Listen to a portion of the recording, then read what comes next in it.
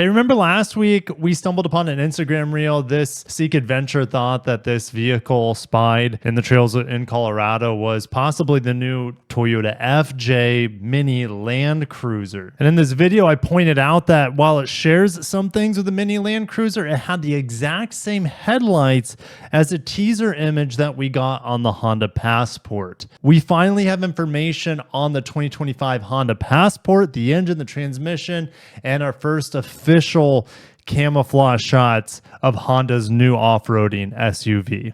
In that same video, there's a Jeep that had Element Outdoors branding on it. Is that coincidence? Could we see a Honda Element? Was this the vehicle? Was this vehicle actually the Honda Element and not the Passport? Or should we expect an Element in the future because this Jeep with the Element badging was leading that Passport? I don't want to get your hopes up. We all want the Element to return. We're going to go over some of the spy shots here. Well, they're not spy shots. These are official images of the new Passport. It's the exact same vehicle, at least from my comparisons of that spy shotted vehicle that we discussed last week. So we'll break this down just a little bit. There's not a ton of information here.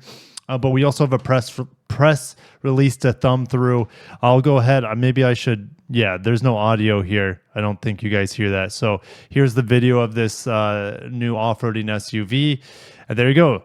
3.5 liter V6. Now, we don't have power output numbers quite yet. It should be around 285 horsepower. We have IVTM4, which is super handling all-wheel drive if you're an Acura fan. 10-speed automatic, replacing the 9-speed ZF. The 10-speed automatic is in-house built Honda transmission. I like the 10-speed auto better than the 9-speed. And there we go. Very capable, the most capable Honda SUV. Early 2025 is when it's coming. I will be driving it for you guys. Stay tuned. Also, make sure you are subscribed. I leave Sunday. Honda's taking me to Japan. I'll be testing out. Well, I can't say what I'll be doing there because it's under embargo, but I will be going to Motegi. If you're not familiar with Motegi, this is kind of like Honda's history and amusement park. They also have a racetrack there. So stay tuned. I can't wait to bring you guys all sorts of coverage from Japan.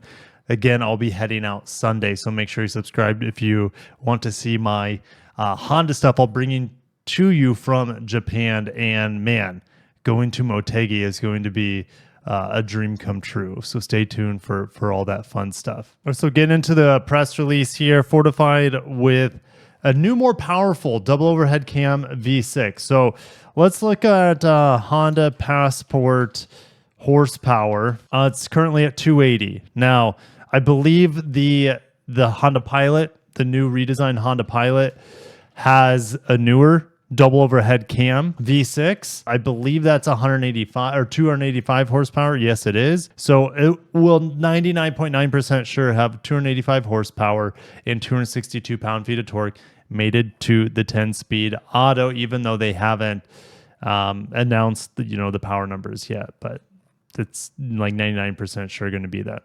All right, most adventure ready and capable Honda SUV ever. From the red rocks of Moab to the sandy dunes of Western Michigan. I'm not a Michigani, so I didn't know there were sand dunes in Western Michigan. We have sand dunes and sand hills in Western Nebraska, where I'm originally from.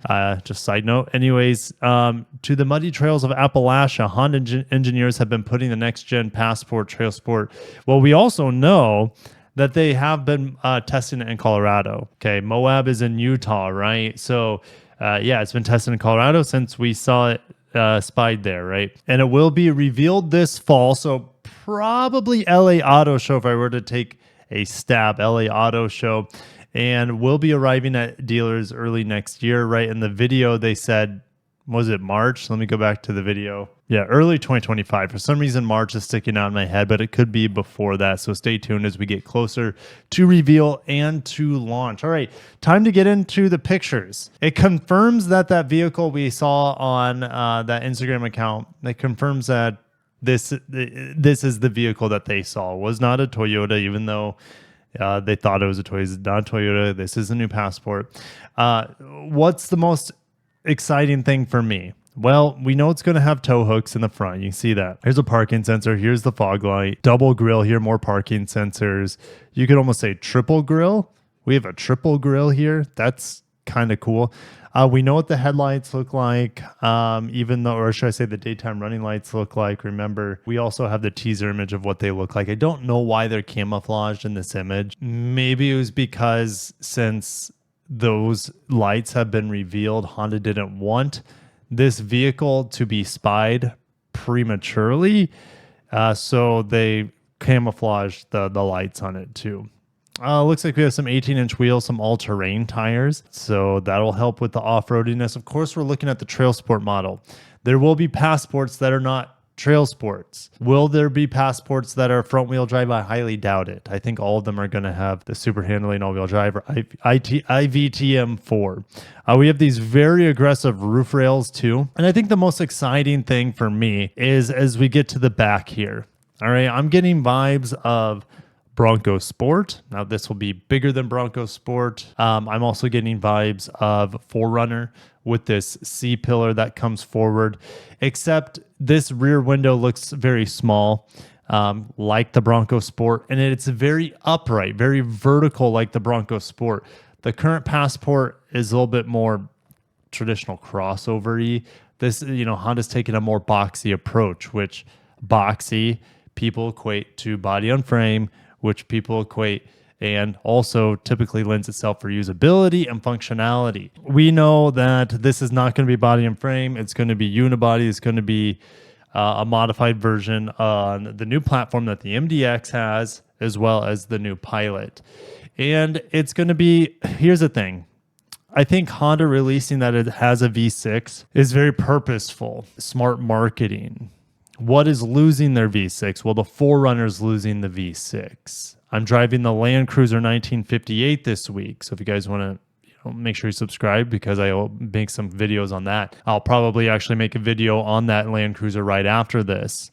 And that powertrain isn't as smooth as the old 4-liter V6. It's not as smooth as the old V8s and previous Land Cruisers. And it's just, people want simplicity, peace of mind, and smoothness with a traditional naturally aspirated V6. And I think Honda knows that.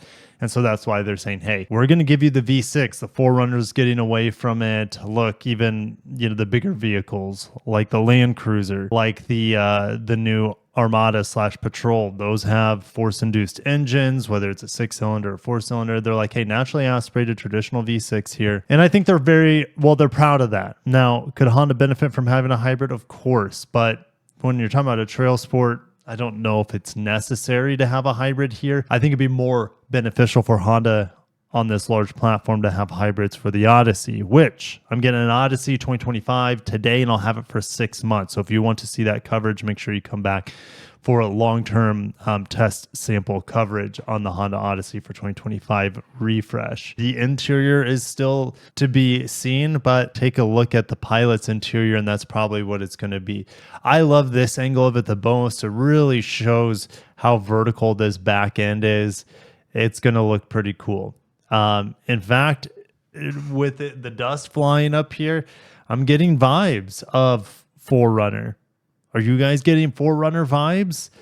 I think it has the potential to sell quite well against the new 4Runner, which is turbo 4-cylinder or turbo 4-cylinder hybrid. Hey, good morning. I'm doing well. Okay, sounds good. All right, later. Bye. Well, I'm getting BMW X6M for review. That thing's gonna be a rocket. So if you guys want to check that out, again, stay tuned on the channel.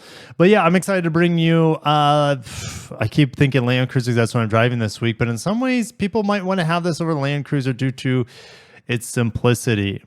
Okay, it's V6. And let me know. Let me know in the comments. Would you pick this over the new 4Runner just due to the fact that it has a V6? Even though we don't know exactly what it looks like or, what the interior looks like, but it's a Honda. We know the all-wheel drive system. We know the engine. We know the transmission. That's all been there, done that. Now we just need to see the design on the outside, and I think it's really going to be exciting for a lot of people. Anyways, I got to shut down. Thank you guys for watching. Stay tuned.